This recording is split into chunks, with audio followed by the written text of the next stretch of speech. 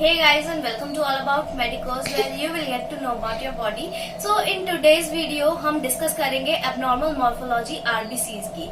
जो red blood cells होते हैं उनकी एबनॉर्मल मॉर्फोलॉजी क्या होती है। अगर आपने अभी तक हमारे चैनल को सब्सक्राइब नहीं किया है तो प्लीज इस वीडियो के नीचे जो बेल आइकन शो हो रहा है उसको प्रेस करिए और सब्सक्राइब कीजिए ऑल अबाउट मेडिकोस को जानने के लिए सारी नोटिफिकेशन ऑल अबाउट मेडिकोस के बारे में। जैसा कि मैंने अभी आपको बताया कि आज हम डिस्कस करने वाले हैं कि आरबीसीज जो रेड ब्लड सेल्स होते हैं उनकी एबनॉर्मल मॉर्फोलॉजी क्या होती है, यानी कि अगर उनकी शेप साइज है उसमें कोई ग्रैन्यूल्स शो हो रहे हैं या कोई भी एबनॉर्मेलिटी शो हो रही है तो वो किस वजह से है और उसके क्या कारण हो सकते हैं। Let's take a view into abnormal morphology of RBC. जो RBC की abnormal morphology है उसको स्टडी करने के लिए हम उसको 3 टाइप्स में या फिर 3 क्लासेस में क्लासिफाई कर सकते हैं, जिससे कि हमारे लिए इजी हो जाए हमें उन RBCs को स्टडी करना। हम किन 3 क्लासेस में उनको क्लासिफाई कर सकते हैं। फर्स्ट क्लास होती है on the basis of size के बेसिस पर कि जो आरबीसीज है उनका नॉर्मल साइज से एबनॉर्मल साइज हो गया है या तो इंक्रीज हो गया है या डिक्रीज हो गया है, इस बेसिस पर। दूसरा जो क्लासिफिकेशन है वो हम इस बेसिस पर कर सकते हैं कि उनकी शेप जो है उसमें कौन से चेंजेस आए हैं। जैसे कि आपको पता है नॉर्मल मॉर्फोलॉजी आरबीसीज की क्या होती है कि नॉर्मली जो आरबीसीज होते हैं वो बाइकॉनकेव डिस्क शेप के होते हैं और उनका न्यूक्लियस जो उनका डायमीटर होता है वो 7.2 टू 7.4 माइक्रोन मीटर होता है डायमीटर में, और थिकनेस में आपके आरबीसीज होते हैं 2.2 to 2.3 micron meter in thickness. अगर इस साइज में डिफरेंस आता है तो वो साइज की क्लास में आएगा। अगर जो आरबीसी की शेप है वो बाइकॉनकेव से चेंज होकर स्फेयर शेप हो गई या सर्कुलर शेप हो गई है या फिर कोई उनमें जो प्रोजेक्शंस निकल आए हैं तो उन सब चीजों को हम किस क्लास में देखेंगे, उसकी शेप के बेसिस पर जो क्लासिफिकेशन हमने एबनॉर्मल मॉर्फोलॉजी का किया है। और थर्ड बेसिस हम बना सकते हैं कि एबनॉर्मल जो इंक्लूजन शो हो रहे हैं हमें आरबीसीज के स्ट्रक्चर के अंदर, इंक्लूजन आरबीसीज जो आपके आरबीसीज हैं, रेड ब्लड सेल्स हैं, अगर उनके अंदर आपको कोई इंक्लूजन शो होने लगे हैं किसी भी प्रकार के, तो ये सारे जो इंक्लूजन्स हैं वो आपके इस क्लास में आएंगे, इंक्लूजन इन आरबीसीज।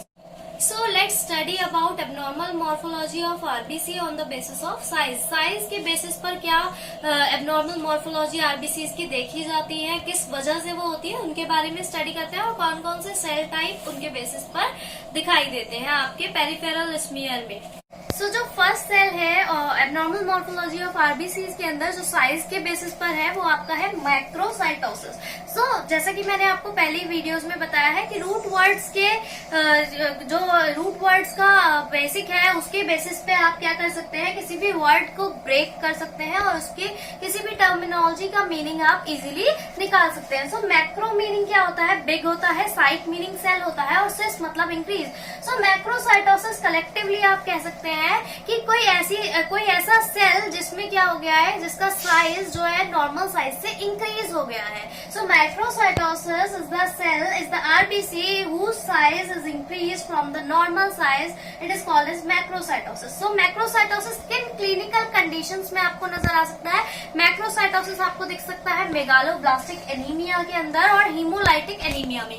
कारण क्या हो सकते हैं मैक्रोसाइटोसिस दिखने के, मैक्रोसाइट्स के दिखने के कि आरबीसी जो है आपके पेरिफेरल स्मीयर में बड़े दिखाई दे रहे हैं, तो उसमें विटामिन B12 और फोलेट की डेफिशिएंसी अगर आपको होती है तो क्या होता है, जो विटामिन B12 और फोलेट होते हैं वो आपके रिक्वायर्ड होते हैं जो आरबीसी का डीएनए है उसके मैच्योरेशन में। डीएनए का मैच्योरेशन कंप्लीटली नहीं होता है और सेल जो होता है वो आपका इंक्रीज होता जाता है साइज में। तो जो हीमोग्लोबिन है वो तो डिक्रीज रहेगा सेल में, लेकिन उसका साइज जो है वो नॉर्मल से इंक्रीज हो जाएगा। विटामिन B12 और फोलेट की डेफिशिएंसी से क्या हो रहा है, मैक्रोसाइट्स दिख रहे हैं। मैक्रोसाइट्स आपको किन कंडीशन में नजर आएंगे, अगर किसी को पर्सन को मेगालोब्लास्टिक एनीमिया है या फिर हीमोलाइटिक एनीमिया है। जो सेकंड सेल है, सेकंड सेल टाइप है एबनॉर्मल साइज में बेसिस पे, वो है आपका माइक्रोसाइटोसिस। माइक्रोसाइटोसिस का मतलब जैसे मैक्रो का मीनिंग बिग होता है, माइक्रो का मीनिंग स्मॉल होता है।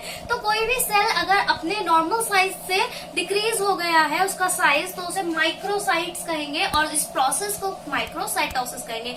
माइक्रोसाइटोसिस किन क्लिनिकल कंडीशन में नजर आएगी? माइक्रोसाइटोसिस आपको आयरन डेफिशिएंसी एनीमिया में दिख सकती है और दूसरा आपको स्फेरोसिटिक एनीमिया एनीमिया में दिख सकती है। कारण क्या हो सकता है, क्या कॉज है अंडरलाइंग इसका, कि जो हीमोग्लोबिन है अगर उसका लैक हो गया, डेफिशिएंसी हो गई आपकी बॉडी में, तो सेल है वो कंप्लीटली आपके मैच्योर नहीं होंगे, उनका साइज बड़ा नहीं हो पाएगा और वो छोटे ही रह जाएंगे साइज में। So these are the two types of terms which we cover under the basis of abnormal size. So आप इस टाइप की टेबल ड्रॉ कर सकते हैं अपने नोट्स बनाने के लिए, कि जहां पर आप शेप लिखें एक तरफ, दूसरी तरफ सेल टाइप लिखें, आगे क्लिनिकल कंडीशन, क्या क्लिनिकल कंडीशन एसोसिएटेड हो सकती है और क्या कॉज है। सो आप इसको नोट कर सकते हैं कि फर्स्ट टर्म जो है वो मैक्रोसाइटोसिस है और सेकंड टर्म क्या है, माइक्रोसाइटोसिस। उसका कॉज क्या हो सकता है, उसकी क्लिनिकल कंडीशन जो है वो क्या हो सकती है। क्लिनिकल कंडीशन मैक्रोसाइटोसिस में मेगालोब्लास्टिक एनीमिया और हीमोलाइटिक एनीमिया हो सकती है, और उसका अंडरलाइन कॉज हो सकता है विटामिन B12 और फॉलेट की डेफिशिएंसी।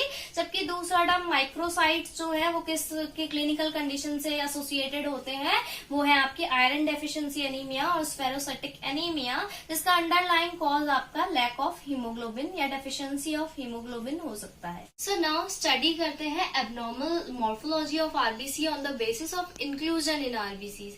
जो आरबीसीज में इंक्लूजन्स हैं उनके बेसिस पर जो आरबीसी की एबनॉर्मल मॉर्फोलॉजी देखी जाती है, आपके पेरिफेरल ब्लड स्मीयर में, ब्लड में उन सारे टॉपिक्स को, उन सारे सेल टाइप्स को डिस्कस करते हैं।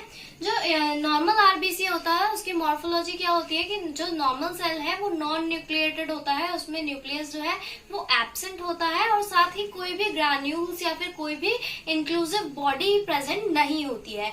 बट अगर किसी कारण की वजह से, किसी क्लिनिकल कंडीशन की वजह से आपको जो आरबीसीज हैं उसमें कुछ इंक्लूसिव बॉडीज या फिर कोई ग्रैन्यूल्स नजर आ रहे हैं, तो उसका क्या कारण हो सकता है और वो कौन से टाइप है और क्या क्लिनिकल कंडीशन है। सो जो फर्स्ट टाइप है वो आपका है basophilic stippling. Basophilic stippling type के सेल्स आपको दिखाई देते हैं। क्या होता है, बेसिकली जो आपका आरबीसीज होता है उसमें आपको डीप वॉयलेट और पर्पलिश कलर के ग्रैन्यूल्स जो है वो दिखाई देने लगते हैं आरबीसीज के सेंटर में, साइटोप्लाज्म में। और क्या क्लिनिकल कंडीशन इसके साथ, ये आपको मेनली लेड पॉइजनिंग जो होती है, हैवी मेटल जो आपका लेड है उसकी पॉइजनिंग की वजह से दिख सकता है, या फिर थैलेसीमिया के केस में भी ये नजर आ सकता है। जो कॉज होता है वो क्या होता है कि जो आपका राइबोसोमल आरएनए है उसकी प्रेसिपिटेशन हो जाए। क्यों होती है, क्योंकि अगर जो थैलेसीमिया या फिर लेड पॉइजनिंग के केस में क्या हो जाता है, जो बोन मैरो में रेड सेल्स फॉर्मेशन हो रही होती है वही एबनॉर्मल हो जाती है, जिसकी वजह से जो राइबोसोमल आरएनए है वो प्रेसिपिटेट हो जाता है और आपको ग्रैन्यूल्स की फॉर्म में दिखाई देने लगता है। सो इसका स्टेनिंग हम रोमानोव्स्की स्टेन से कर सकते हैं। उसमें हमें जो ग्रैन्यूल्स है वो डीप वॉयलेट और पर्पलिश कलर के नजर आएंगे। जो सेकंड इंक्लूजन बॉडी है वो आपका है हॉवेल जॉली बॉडीज। हॉवेल जॉली बॉडीज में क्या है, आपको आरबीसीज होगा, आरबीसीज में आपको कुछ इस शेप की इंक्लूजन नजर आने लगेगी। ये शेप क्या है, आपको सेंटर से थोड़ा सा डेविएट करते हुए दिखाई देगी कि ये वाली शेप आपको इंक्लूसिव बॉडीज की कुछ ग्रैन्यूल्स जैसी एक साथ इकट्ठी हुई भी शेप दिख रही है। ये कब नजर आती है, इसके साथ क्लिनिकल कंडीशन क्या एसोसिएटेड है, पोस्ट स्प्लेनेक्टोमी। अगर किसी भी पर्सन में स्प्लीन का रिमूवल होता है तो उस केस में दिख सकती है, या फिर मेगालोब्लास्टिक एनीमिया में आपको दिख सकती है। कॉज क्या होता है, ये क्या है, ये आपके न्यूक्लियर क्रोमेटिन जो है उसके रेमिनेंट्स है। जो न्यूक्लियर क्रोमेटिन है वो पूरी तरीके से एक्सक्लूजन नहीं हो पाया उसका न्यूक्लियस में से, और कुछ जो रेमिनेंट्स हैं, जो रिमेनिंग पार्ट्स हैं वो आपको यहाँ पर सेल के अंदर दिखाई देने लगते हैं। ठीक, नेक्स्ट आपकी क्या है, हिंज बॉडीज है। हिंज बॉडीज में क्या होता है, सेल की जो पेरिफेरी है उसमें आपको कुछ इंक्लूजन नजर आएगा, कुछ प्रेसिपिटेशन टाइप का दिखाई देता है।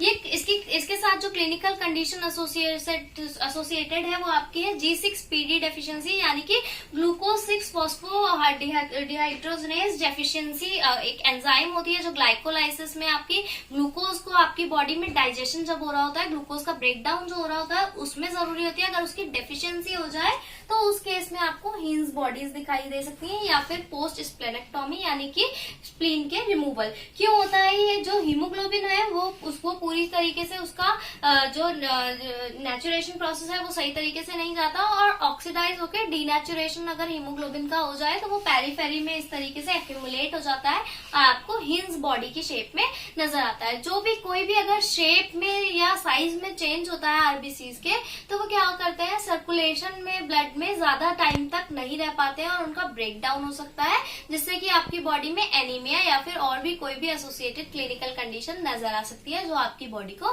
हार्म कर सकती है। आगे हम पढ़ते हैं और भी टाइप्स के बारे में इसी इंक्लूजन के बेसिस पर। So let's take a look. जो फोर्थ सेल टाइप है आपके इंक्लूजन इन आरबीसीज में ही, वो आपका होता है कैबेट स्विंग।